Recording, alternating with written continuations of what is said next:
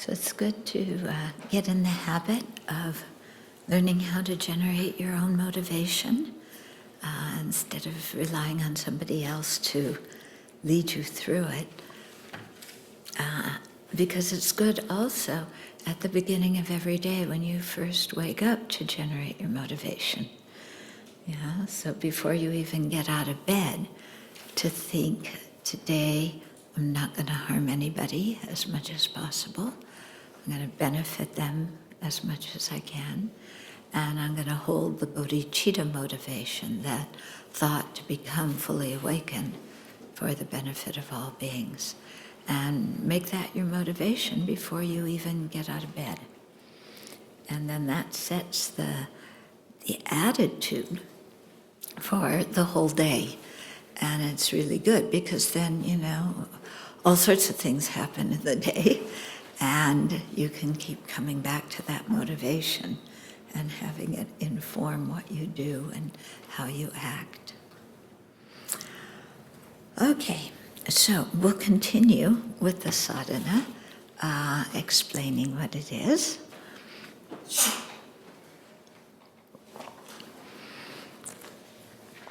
So in the morning I talked about, just briefly went over the four opponent powers, having regret for our negativities, restoring the relationship by generating refuge in bodhicitta, making a determination not to do the action again, and then some kind of remedial behavior.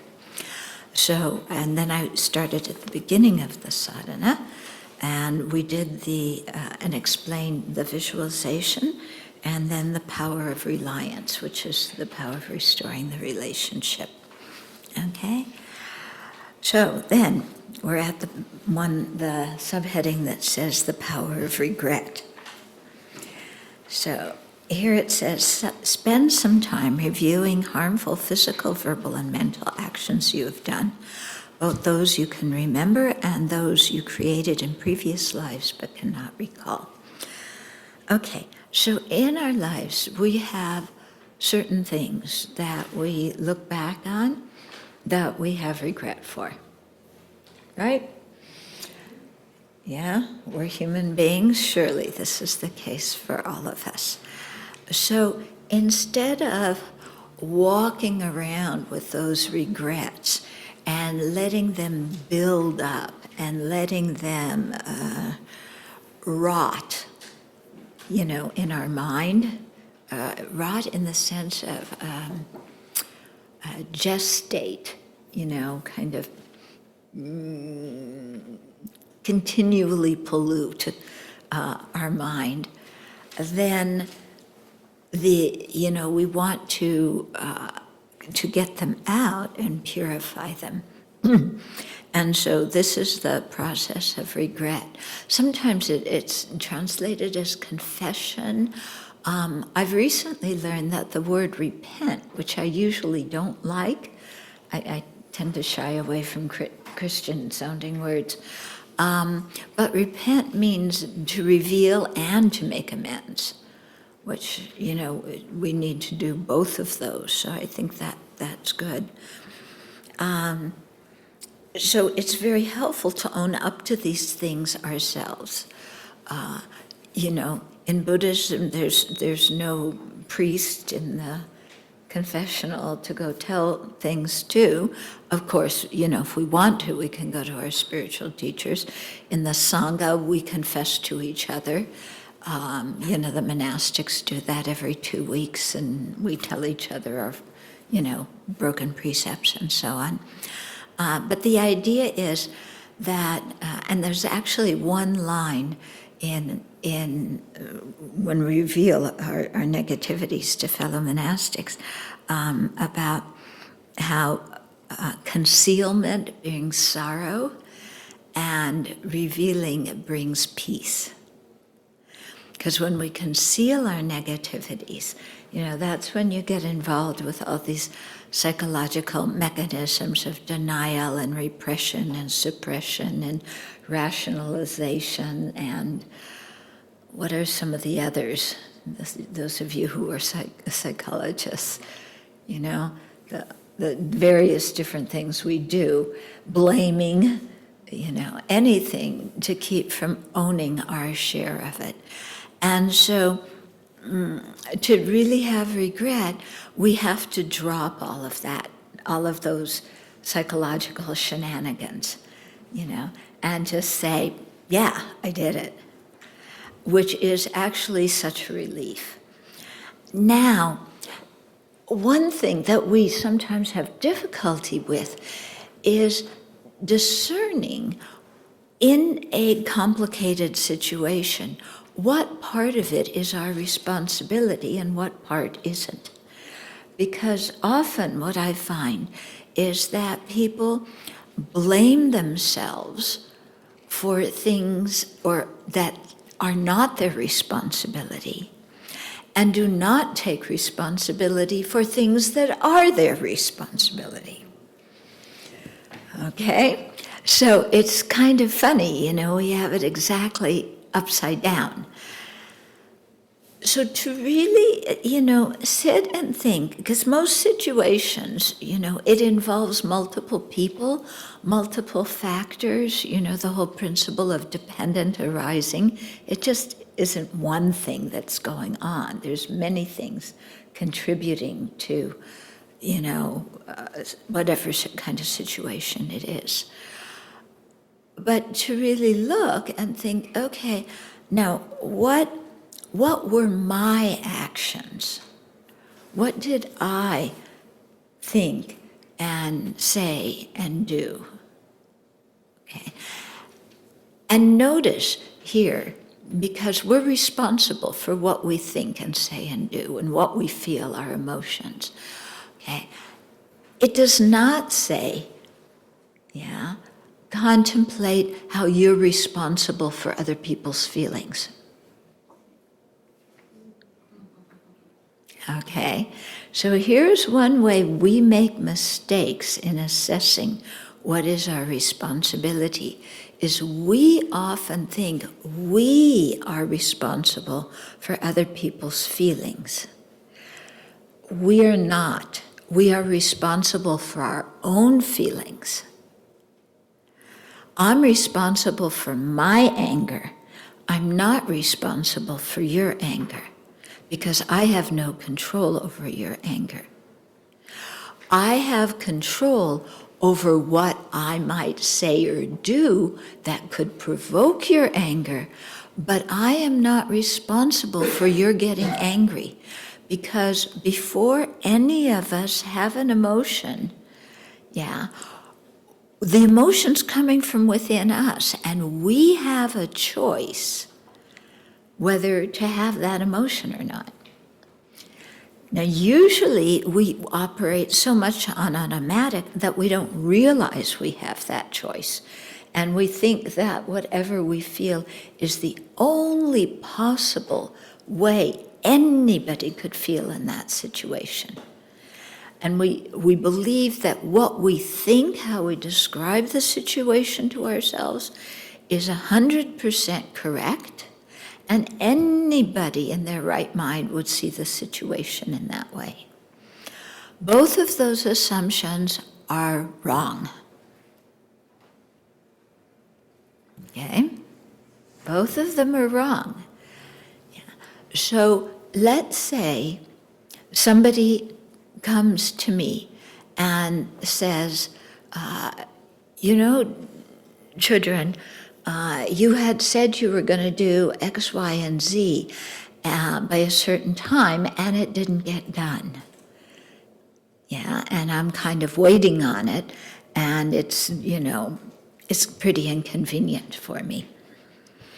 Now, at that juncture, that person said those words, right? They're responsible for their words. Now, the next portion is my responsibility. When I hear those words, do I think that person is just letting me know that they were inconvenienced and that they need me to do what I said I was going to do? Or am I thinking they're criticizing me and pointing out my faults? Those are two different things, aren't they? Somebody just saying, stating a fact that I didn't do what I said I was going to do. Or somebody criticizing me and tearing me to bits. The way I describe that situation is up to me. That's my responsibility. I don't know which one the other person meant it as. And actually, it doesn't matter. It doesn't matter if they meant it as just some feedback or if they meant it as criticism. That doesn't matter. But what matters is how I interpret it.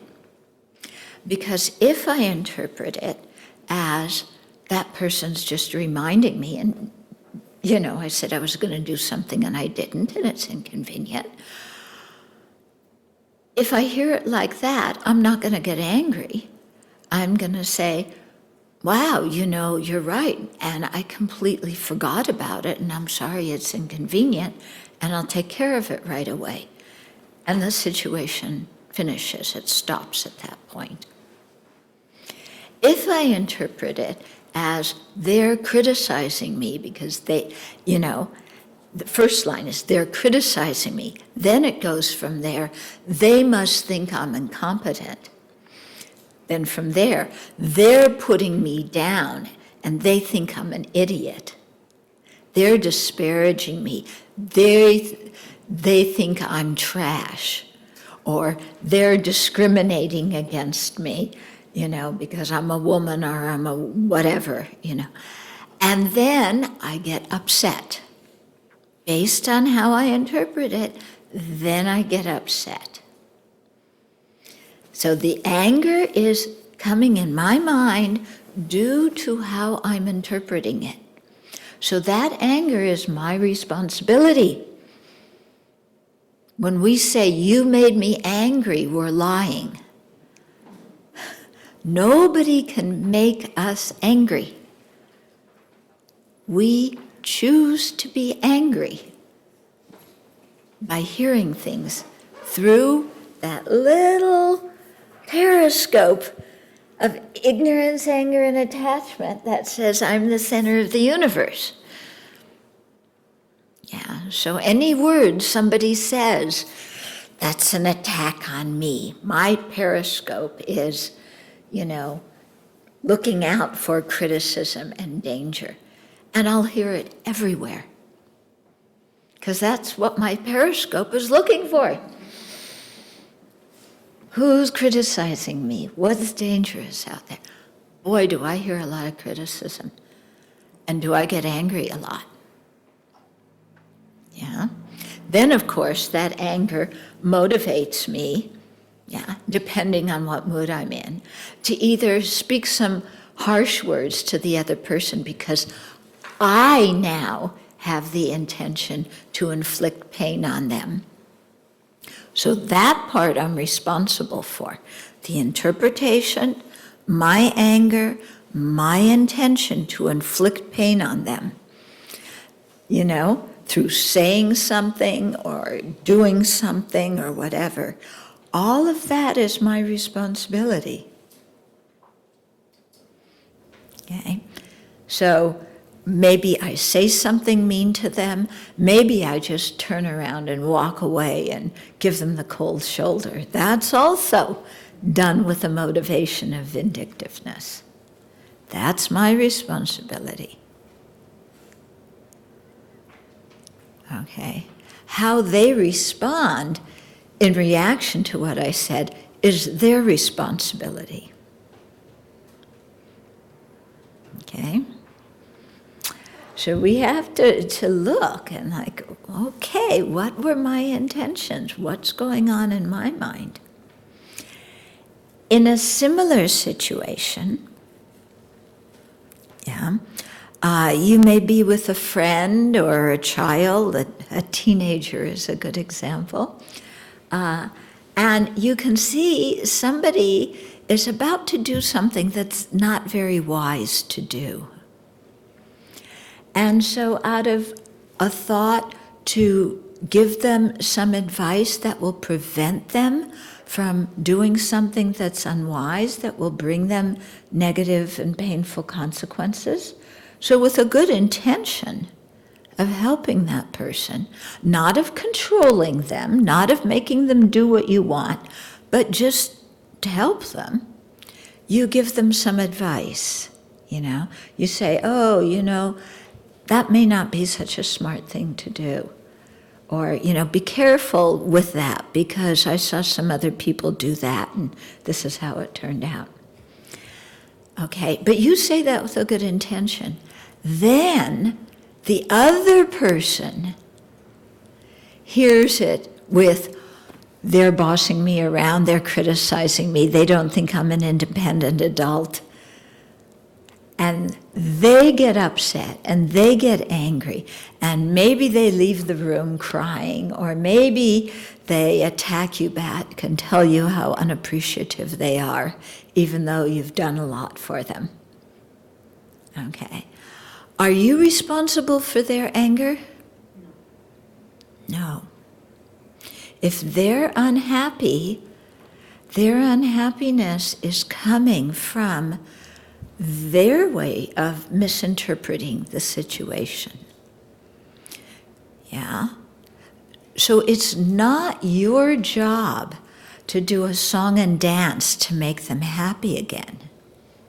It's your job to, if you had a good motivation, to just stay with your own motivation, and try and explain to the person, that's not how I meant it, or, whatever.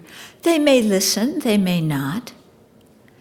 But, you try and you do your best to clear up their misunderstanding, but you're not responsible for correcting it. And if they choose to be angry, there's not much you can do.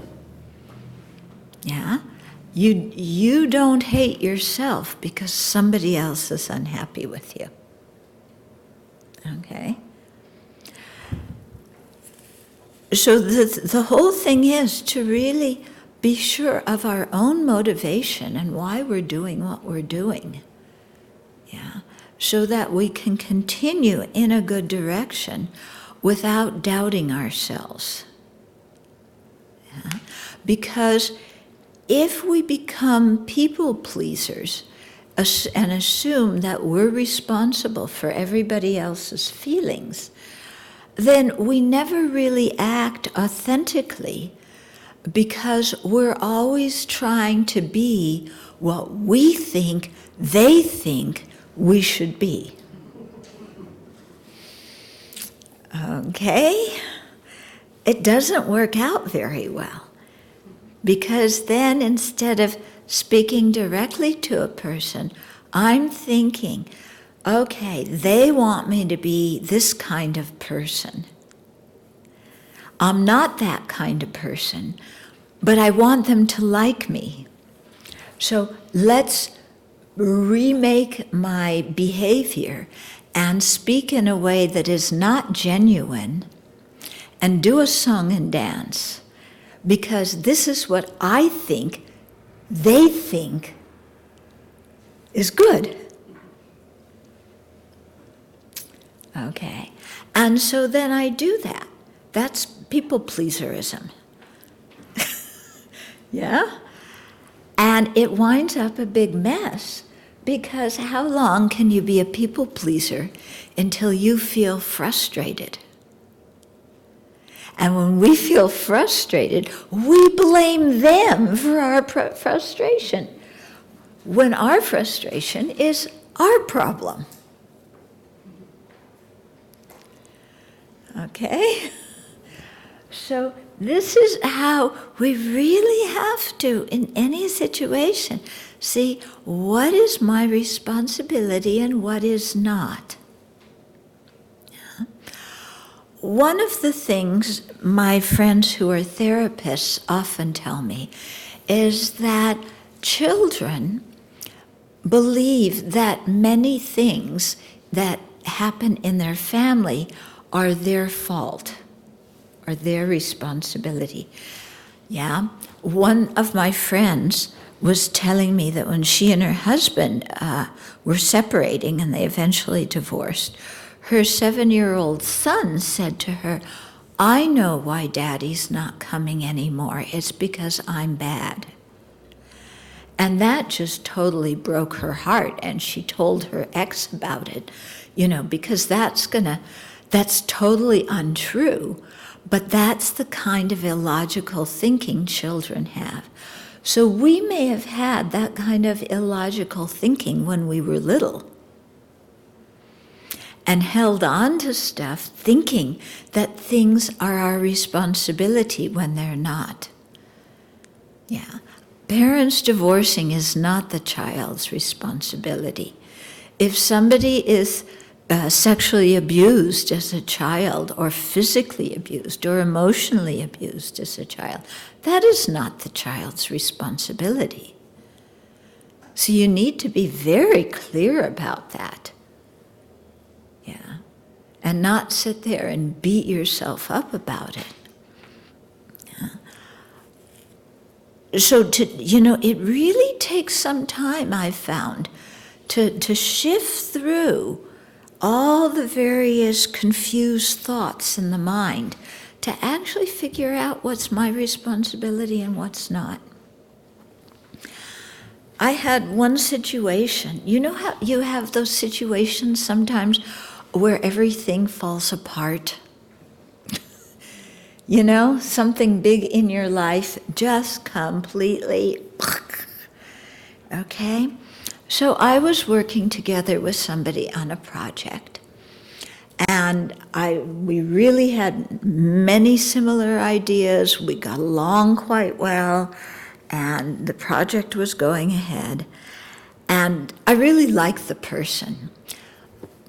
But then I saw there were a few red flags in their speech.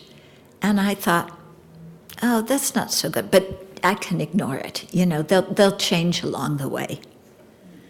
Yeah, they'll see that, I'm not like the other people, I'm more trustworthy or whatever. They'll change.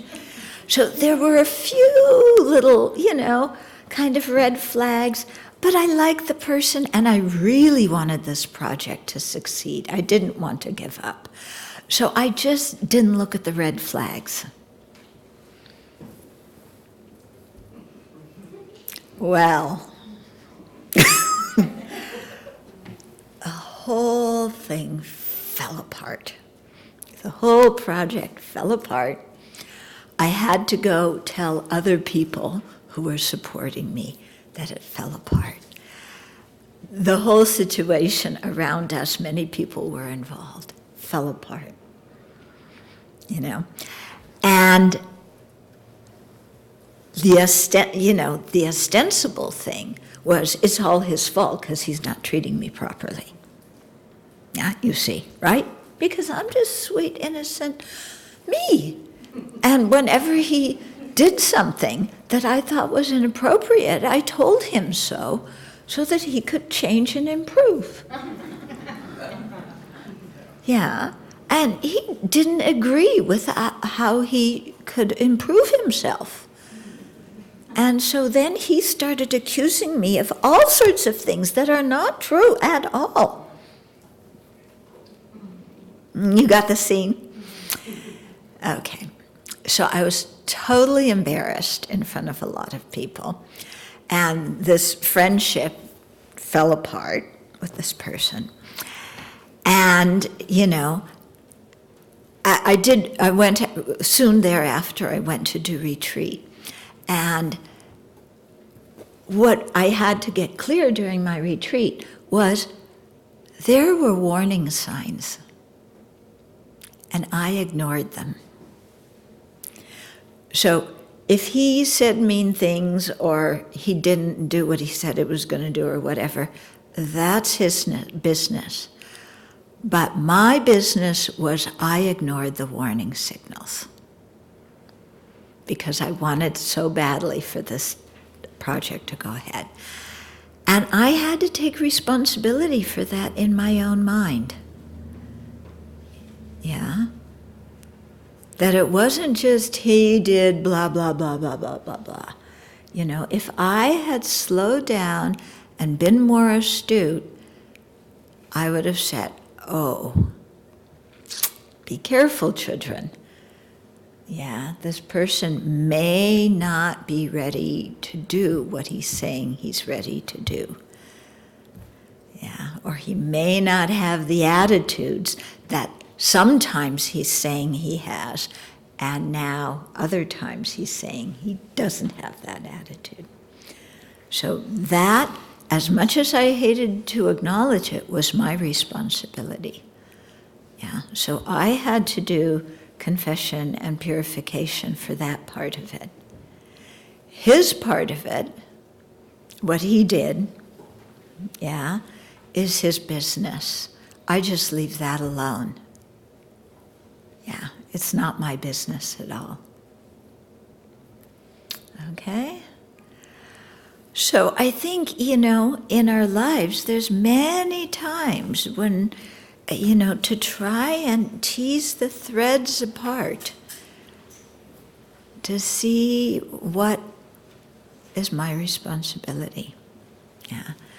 When I was a kid, whenever my mom was unhappy, I thought it was, my responsibility to make her happy again because I was probably naughty.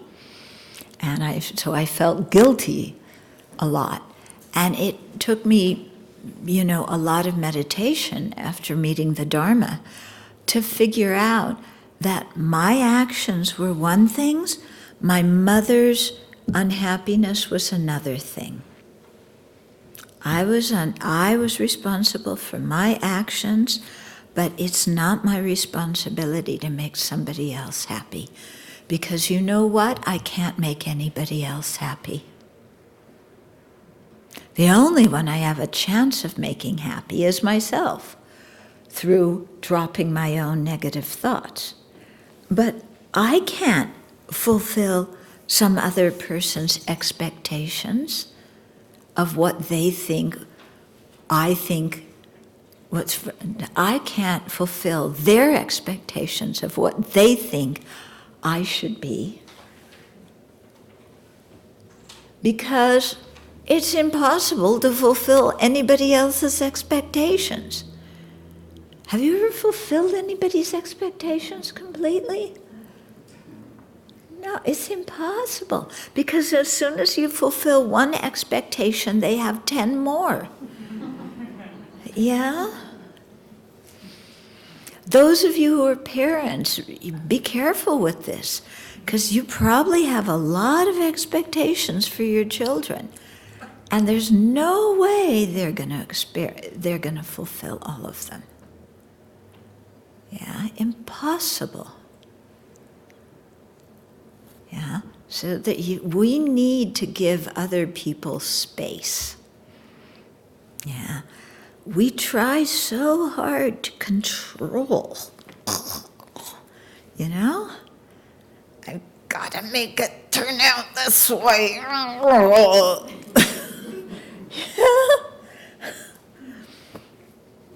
Boy, what a recipe for getting exhausted. Yeah. So the most we can do is influence others in a positive way.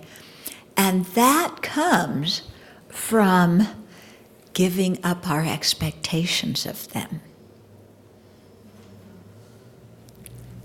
Yeah. Because when you might think, but I have expectations, so I'll help them go in a good direction because then their life will turn out better. Yeah?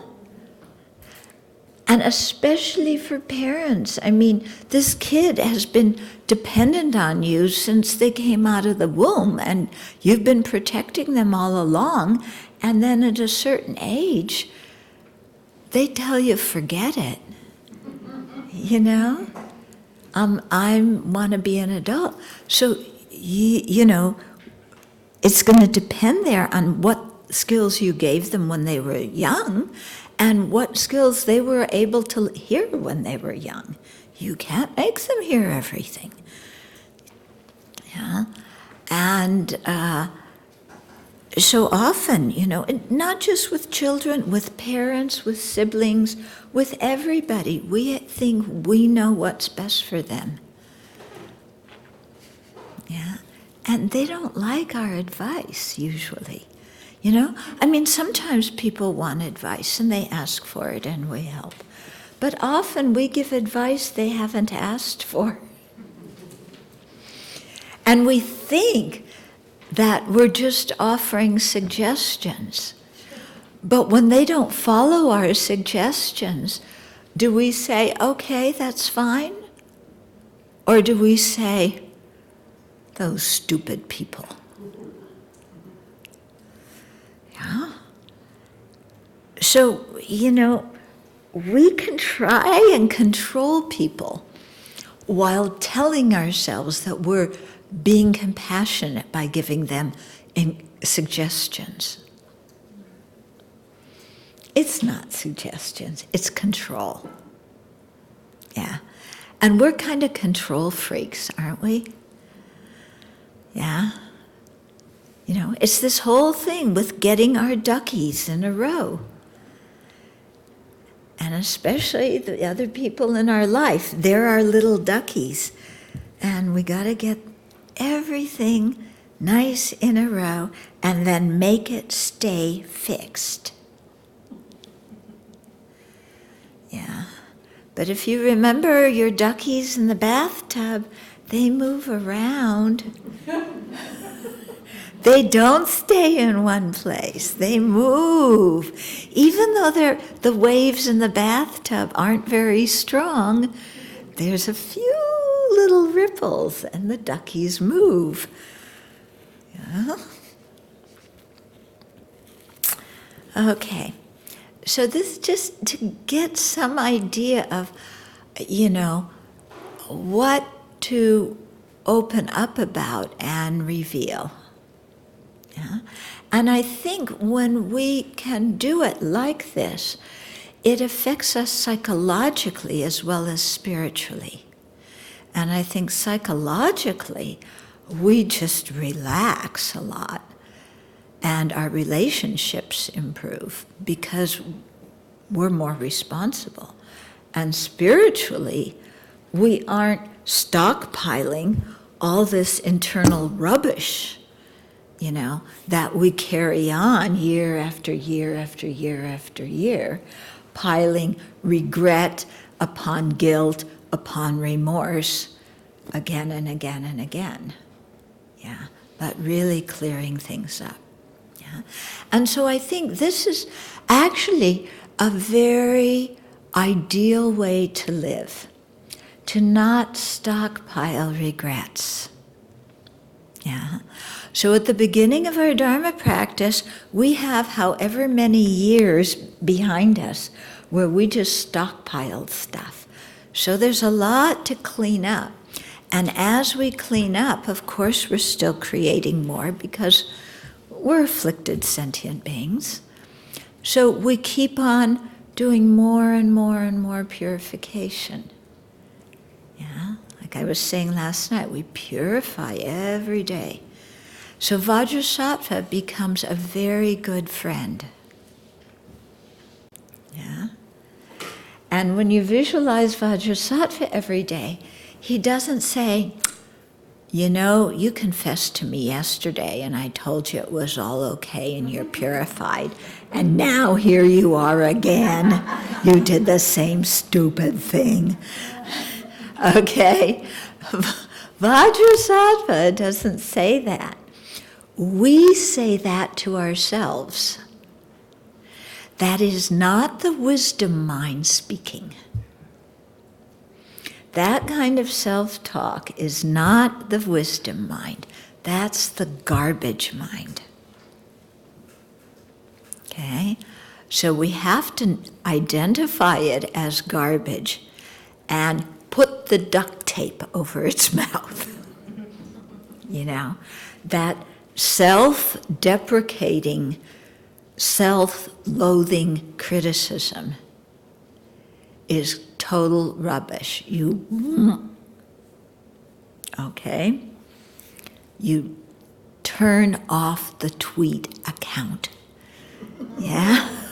Your internal tweet, your internal whatever, you shut it down and you don't listen to all that rubbish that you're telling yourself about who you are, because you know it's not true. Why do you know it's not true? Because you have the Buddha potential. Yeah. We have the potential to become a fully awakened Buddha. So all those self-statements of I'm incompetent, I'm hopeless, I'm committed so much negativity, there's no way I can ever purify it. Okay, that is not believing in our own Buddha nature. Okay?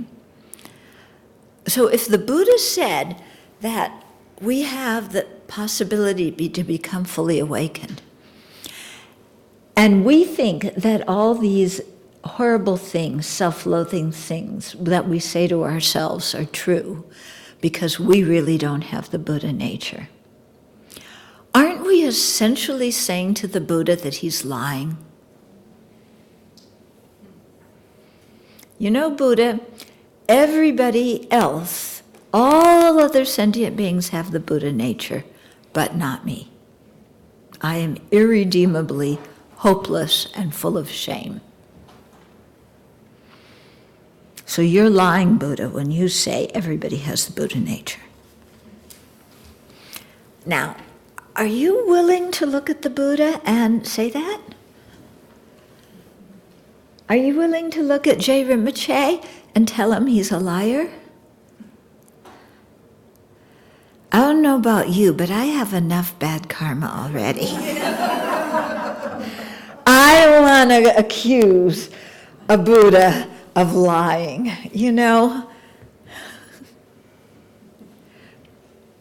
So if I don't want to think he's lying, that means I need to let that thought into my heart, into my mind,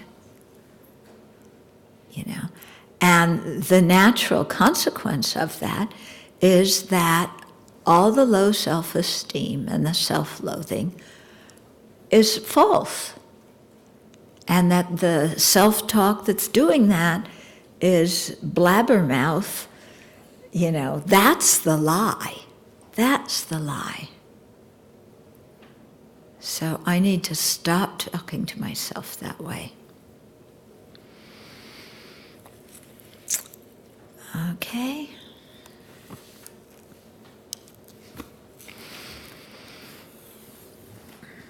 Okay, so it says, generate deep regret for having done these negative actions. Also, it was saying here in the previous sentence, one sentence, I go on a long time about one sentence, don't I? Okay, so, because it says both those you can remember and the negativities you created in previous lives but cannot recall. Okay, so those ones, who knows what in the world we did in previous lives? They said we've been everything, done everything. Yeah, so it's kind of humbling when you think about that every single negative action that is possible we've done in the past and may not have purified. So all those things that we criticize other people for doing, sometime in a previous life we've done. It's humbling. It's humbling. Yeah. So we've been like ISIS soldiers before.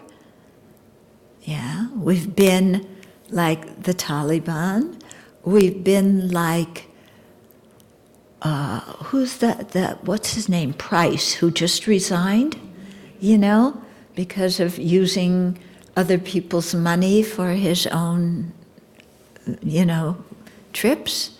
We've done that. Yeah. We've acted like Jeff Sessions before. We've acted like the white supremacists. We've acted like the Nazis.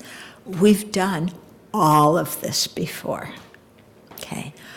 We cannot remember it, but the seeds of those actions are on our mind stream. Okay?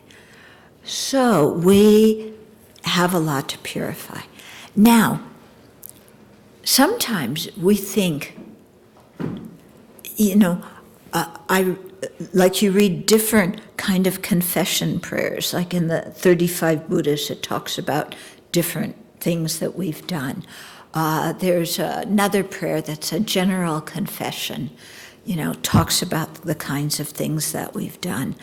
And sometimes, I don't know about you, but I read those confessions and I go, who in the world would act like that?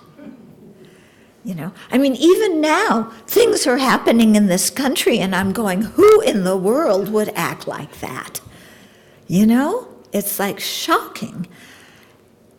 And then I have to remember, oh, I probably did something similar in a previous life. Yeah. So instead of criticizing these people, I need to criticize the behavior, because the people and the behavior are different. And then I need to see, I can't remember what I've done in previous lives. I may have done that. I may have already purified it. But in any case, I need to make a strong determination never to act like that again. And if I've done those kind of actions in the past, I need to regret them, and with all four opponent powers, and have a strong determination to act differently. Yeah. So it's very humbling, and it helps us have compassion for other people. Okay? But it makes us very humble. Mm-hmm. So, so like I said, sometimes I would read things, especially things that they talk about, how people break different precepts and things to do with the Buddha, Dharma, and Sangha. And I think, who would act in that way? And then if you've been around any period of time, eventually you see people acting in that way. Okay. I won't mention names, but I think most of you know that there's a big scandal in one Buddhist organization right now with the Lama, who's a lay Lama, having acted in, the actions to the common perception are very unacceptable and very damaging to the students. And I look at that behavior and I make very strong things. If I've ever done that in the past, I confess it, and I will never act like that. May I never act like that and deceive other people and make them lose their faith in the Dharma. Because making other people lose their faith in the Dharma is a really serious negativity, and I never want to do that. Either deliberately or unintentionally. Yeah. So in that kind of way, and I do this similarly, as much as I joke about Trump, I use his behavior as a thing. Anytime I've acted like that in the past, I confess it. And may I never act like that in the future. Yeah, may I never randomly insult people. I won't go on and on. You know the news, okay? But may I always act with dignity, not arrogance, but with dignity, with benevolence, with kindness. Yeah. Not with vindictiveness and blame. So this is a way, thinking like this performs a few functions. One is it helps us to purify things in the past and prevent our doing them in the future. A second is that it makes us have compassion for the people that we see right now who are acting that way and who are at some time in the future going to have to experience the results of their own actions. Okay. So I think I finished that sentence. Yeah? So generate deep regret for having done these, have a strong wish to be free from their suffering results, because of the results that we will experience from having created those actions, and have a strong determination to avoid causing harm to others and to ourselves in the future. Yeah, so really say, I've got to change, and have a plan for how to change. Yeah, if you find that you're confessing a lot of actions that have been motivated by various degrees of anger, like spite, wrath, vengeance, resentment, irritation, annoyance, frustration, many different things that fall under the whole general category of anger. If you find that you're confessing a lot of those, then you might also discern that you have a problem with anger. And then know that you have to, in your practice, spend some dedicated effort to dealing with your anger and learning the antidotes to anger and how to apply those antidotes. And then meditating on the antidotes, not just read them and think about them once, but meditate on them. Yeah, apply them to situations that you've experienced in the past and see if you can think about acting differently in those past situations. Yeah, think about, something in the past and how contorted your mind was, and try and see the Buddhist viewpoint, the antidote, and develop some confidence that that's a more accurate way to see the situation.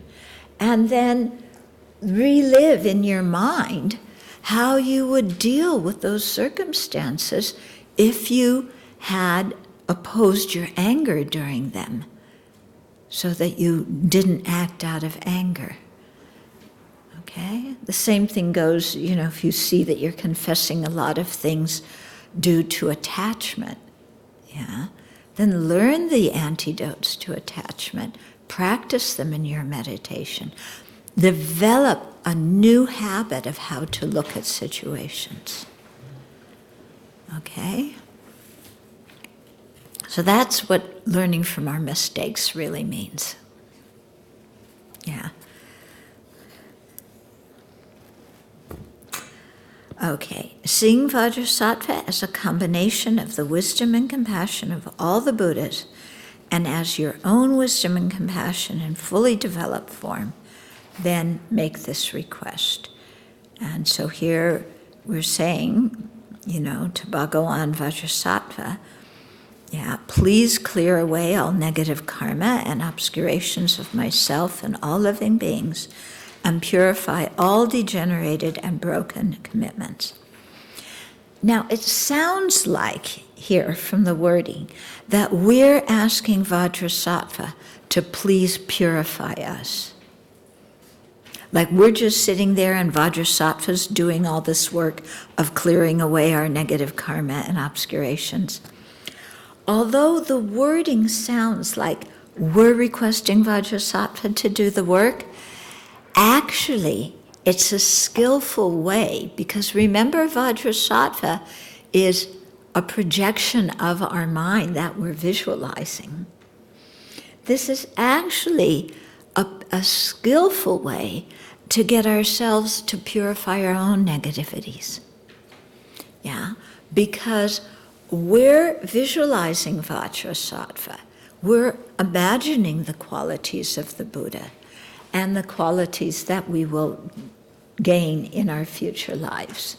And that's what we're addressing to help us purify. So it's not, Vajrasattva, I've done all this negativity, I'm going to go to sleep because I'm really tired, and please will you just purify all that stuff so I don't have to suffer as a result of it. No. That's not it. We can't give our garbage to Vajrasattva and expect, because Vajrasattva is the Buddha we're going to become, and the Vajrasattva we're visualizing exists in our mind. So it's a clever way. We projected Vajrasattva outside, and now we're allowing Vajrasattva to purify us. But it's really our own wisdom and our own compassion that is going to purify us. And that's manifesting in the form of Vajrasattva. Okay? Yeah. So all the negative karma, the actions, the obscurations of ourselves, both the afflictive obscurations that prevent liberation, the cognitive obscurations that prevent full awakening, of ourself and all living beings. Okay? So at this point, what you can also do is imagine yourself surrounded as far as the eye can see with all other living beings. And there's a Vajrasattva on top of each of their heads. And especially the people that you don't get along with are right in front of you with Vajrasattva on their heads. Okay? And you say, I'm confessing their negativities for them as well. Even though they have to confess their own, out of compassion, we're saying, essentially, if I could purify their negativities, I would. So I'm confessing as if their negativities were mine. Okay. And then with that so requesting Vajrasattva for purification. And then also our broken, whatever broken precepts we have, whatever degenerated tantric commitments we have. Maybe we haven't done our daily practice like we said we would do at the time of the initiation, or, who knows what we've done. So, we're confessing all of that of ourselves and others. And so it's also very effective to imagine ourselves surrounded by all these other living beings. And we're confessing their negativities as well. And I find this especially very good for calming my own mind and preventing my own mind from falling into negativity and judgment. So at the Abbey, on Tuesdays and Saturday nights, as part of our meditation session, we do certain chanting. And some of that chanting is purification. Yeah. We do chanting every day, and we do purification every day, but Tuesday and Saturday we do this special one. So I often, as we're bowing and imagining, the Buddha sending purifying light into us, they usually say, imagine your mother on your left and your father on your right. Whether or not your parents are still alive or not, it doesn't matter. And yourself surrounded by all living beings, and the people that you have difficulty with in front of you.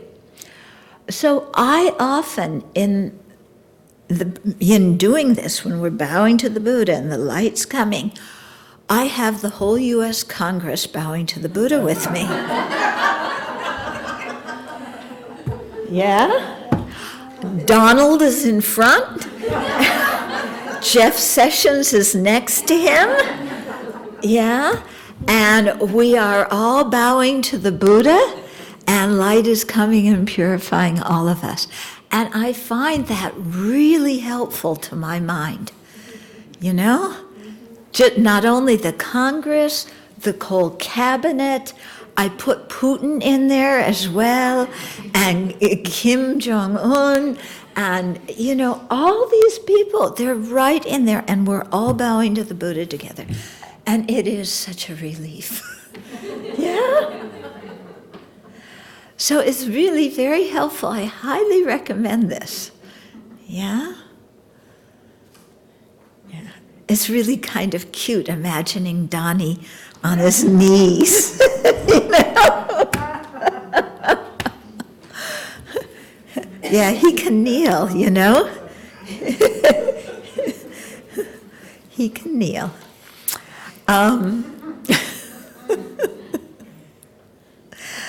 Okay. So, any questions so far? Or comments? Yeah. Demo Rinpoche gave us, I asked him about how come it's taking so long to purify. And he said, "What do you think you are, a tomato plant?" And he said, "It's more like a coconut tree." He said, "But we don't have coconut trees in the Midwest." So I'll think about oak tree. Mm. So I always want things to happen quick. Yes. And they're not instant. Why not? Yes. Well, the question is not to ask, why aren't they instant? The question is, why do I think they should be instant? That's the question you need to answer. Yeah. Why aren't they instant? Because that's their nature. Why do I think things should be other than what their conventional nature is? Yeah? Earlier when you were saying we've all done every bad thing, and so what we should do instead of judge is to just confess that we've done it, and strong resolve to never do it again, and purify it. Mm-hmm. If we do those things in this life, does that mean we won't do it in the next life? Mm. Completely, just the thought that I would be any type of a bigot in the next life. And I know, I'm sure I have bigotry, you know, maybe not the obvious ones, we all do. If I purge it and purify it, is it done? I don't have to worry about it in my next life. Okay, until we attain the path of seeing, when we realize emptiness directly, which is quite a high realization, until then, we're still capable of doing all these things. Darn. Yeah, you're on his side. It should, you know, kind of go faster. So the extent to which we can avoid these things in future lives will depend on the sincerity and frequency and power of the resolutions that we make in this life. If we just say, oh, may I never be a bigot, that doesn't have much force. But if in our heart we're really saying, I absolutely, positively do not want to harm people in that kind of way. No more, finished. And we do that repeatedly because we really feel it inside. Then we're putting a very strong imprint in our mind. It won't necessarily prevent us from ever doing it because the only full security is path of seeing. But, you know, there's incremental security. It's like, you know, you can take your Social Security out early, but you get less. You know? So, yeah, you can certainly prevent or soften doing that in future lives. Yeah. Yeah, that power of determination is very important, you know. Okay, yeah. So a question about going back to the visualization of others in front of us. Mm-hmm. So is the point of that, or the practice of that, to open ourselves up to their to be able to, what's the word I'm looking for, to have compassion for them? Mhm. Or are we actually able to help with their karma? Mm. Because I always was under the impression the only karma we can do anything about is our own, but are we having any effect on them? The only karma we can really purify is our own. Yeah. But there is power to prayer and aspiration. Yeah. I mean, yeah, there is, it's psychic power of some sort, you know, by putting forth that intention. The mind is quite powerful. So it's not like, you know, the Congress is going to wake up tomorrow morning and say, we need to become Buddhist and purify. You know? Yeah, even the Buddha's power of mind can't make that happen. But there is some influence that can happen. And it definitely changes our own mind and our own attitude towards them. And by changing our own mind and our own attitude, it changes our behavior, which can influence them in a positive way if our behavior changes. Yeah. Mm-hmm. I have a question about the power of repairing relationships. Mm-hmm. What if the people are dead? Okay, what if the people are dead? The reparation of the relationship occurs within our own mind. Yeah? And that goes for even if the person is alive.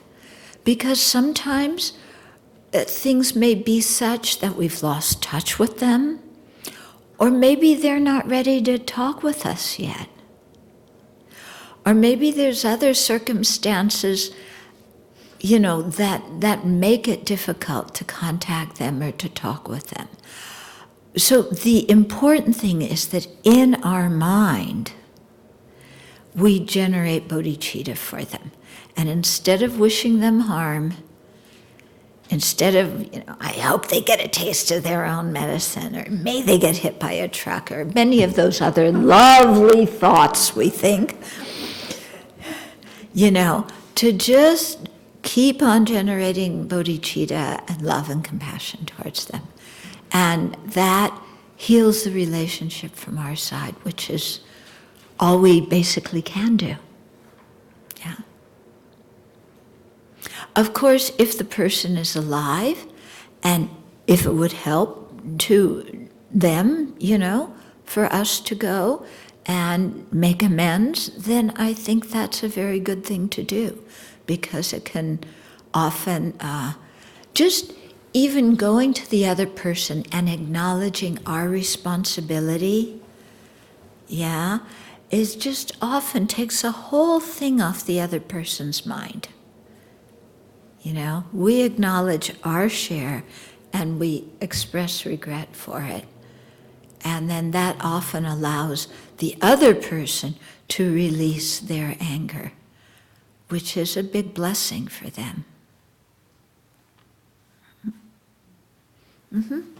I have a question that kind of goes to Vicky's question. When we dedicate merit to someone, Mm-hmm. and we ask that they're connected to their good karma, is that, do the enlightened beings somehow help them, like ripen there, or create the conditions for them to? What do you mean connected to their good karma? Because I thought that's what, when we say I dedicate my merit to, you know, like today's anniversary of my father's death. Uh-huh. So it's been 3 years, so I can't do the 40-day. So I thought this morning, I said, well, I'll dedicate my merit to my father, wherever he is, whoever he is. Yeah. That he's had a good rebirth, that he has a loving family, all those sorts of things. Right. So my karma is going to him, or is, not my karma, but I mean, we all dedicate our merit. What are we Right. actually doing? Your karma, it's not like Right. merit exists in my bank account and I'm doing a wire transfer. Yeah. It's not like that, okay? It's, you know, there's force in what I've done, And I want that person to experience, to share in the force of what I've done. And by sharing that, it doesn't diminish what I've done. So dedicating the merit doesn't mean I'm giving it away and now I don't have it.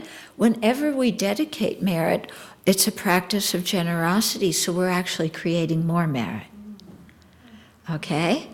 And so to make those kinds of aspiration prayers, for example, for your father, or for, whoever else you know, again, they have to have created the positive karma, but our dedication towards them sends a good energy field for their own karma to ripen. That's what, okay. Yeah? Yeah, that helps. Okay? Yeah. I had a question. I believe you said that you cannot purify ripened karma. Yeah. So what we're purifying is, or when we regret, we're reflecting on what we did and we're sorry for it. And we're saying that we don't want to do this in the future. Mm-hmm. And also the purification maybe softens, as you say, the accumulated karmic seeds that we've created. Mm-hmm. Am I just sort of summarizing that or in a way? Okay. It was more about you can't purify Ripened karma. Okay. When we say we can't purify ripened karma, it's like saying once somebody breaks a leg in a skiing accident, we can't undo the skiing accident because it's already happened. Okay. In the sense of karma, whatever karma that was has ripened, so it's exhausted, it can't ripen again. But we may have done other actions that were similar, and the seeds of those other actions are still in our mind stream. So those we can still purify. Okay? Yeah? Earlier you talked about 3 ways of visualization, Mm-hmm. whether it's the qualities of the Buddha or Vajrasattva, but you also said you could visualize yourself as the Buddha you would become. And that one I'm kind of stuck on. Could you say more and what it was about? Okay. So I wasn't saying, I was saying when we think of Vajrasattva above the crown of our head, we can think of that Vajrasattva as the Buddha that we will become. Oh. Okay? Different. Yeah. Yeah. Seeing ourselves as a Buddha, that comes after you've had tantric empowerments and as part of the sadhana. But in this particular practice, Vajrasattva is external. So we think of the Buddha, we think of Vajrasattva as the Buddha that we will become in the future. Thank you for clarifying. Okay?